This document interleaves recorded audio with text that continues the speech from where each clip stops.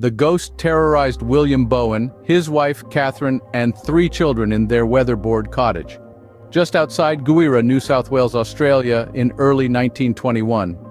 The activity was mostly centered around the Bowens' 12-year-old daughter, Minnie. On the 8th of April in 1921, the Bowen family experienced a series of unexplained and unsettling events that shook their cottage. It all began with loud thumping sounds that abruptly woke them up. Over the next few days, they endured mysterious knockings on the walls, stones hurled onto the roof and exterior walls, and sharp bangs that reverberated within their home, even shaking the cottage. The windows of the house were nearly all shattered by this relentless activity. What puzzled them the most was that they couldn't pinpoint the source of these disturbances, although it appeared that most of them were centered around the 12-year-old Minnie Bowen.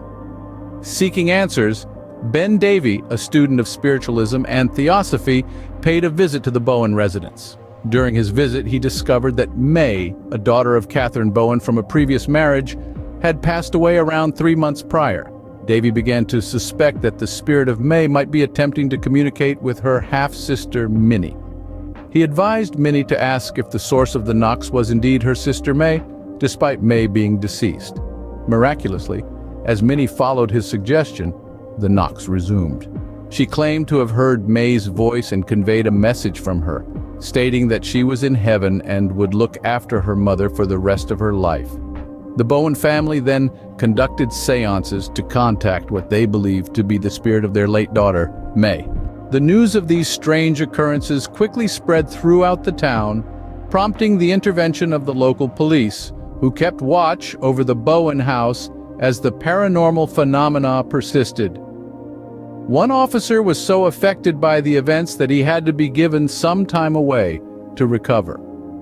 On the 18th of April, a well-known figure in the realm of the supernatural, Harry J. Moores, arrived in Guyra. Moores, a friend of literary giants Robert Louis Stevenson and Arthur Conan Doyle, spent 3 days investigating the Bowen house before returning to Sydney.